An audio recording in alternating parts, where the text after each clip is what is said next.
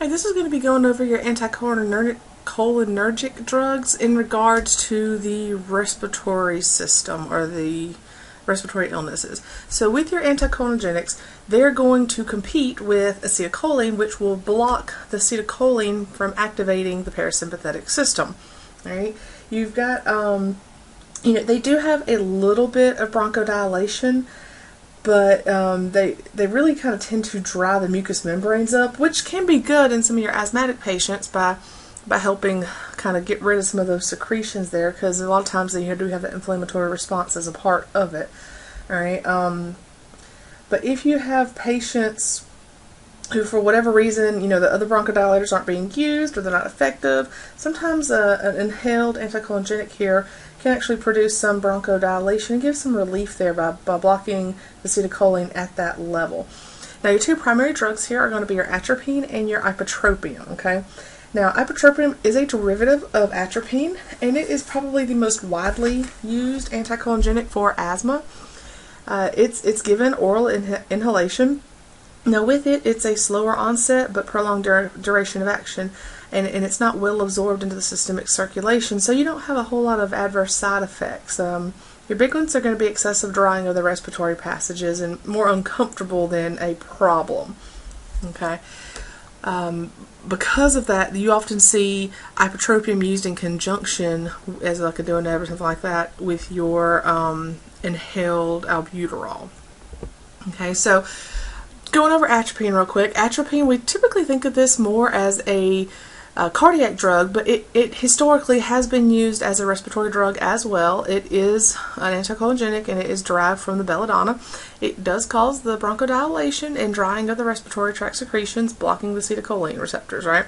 Inhaled onset's pretty fast, peak effects a couple of hours there. Your indications: bronchial asthma, so you have a reversible bronchospasm. You also see it with your chronic bronchitis and emphysema. Your contraindications. Alright, contraindications: a known history of hypersensitivity. If you need a rapid response, this is not going to be your drug of choice. Usually this is going to be more of a long-term type medication. Usually is administered with a beta agonist, and it will be done with a small volume nebulizer, much like your albuterol is.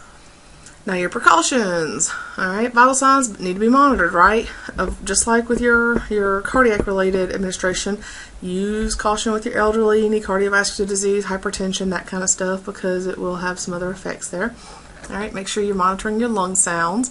Your side effects are going to be similar to the other ones: palpitations, dizziness, nervousness, anxiety, headache, that kind of stuff. As far as interactions in this situation, not really any that we're super concerned with. Now, your ipratropium or Atrovent, this is your more common anticholinergic that you will see. It does cause bronchodilation. It helps dry those secretions, and it does this by blocking the acetylcholine receptors of the parasympathetic nervous system. Your indications: bronchial asthma and bronchospasms associated with chronic bronchitis and emphysema. Of course, your contraindications, same as everything else: known history, anything like that. Now, you will see in there, not indicated for the acute treatment of bronchospasm. In and of itself, it is not. The reason is because that slow onset, which is why usually in the pre-hospital setting when we give ipratropium, it's as a Doneb, and we are doing it in conjunction with a albuterol nebulizer. So the albuterol is faster but shorter duration, but then the ipratropium, slower onset but longer duration. They kind of attack it from two sides, if you will. Your dose: 500 micrograms in a small volume nebulizer, usually with a beta agonist, but it can be done on its own, and they do make meter dose inhalers for it as well.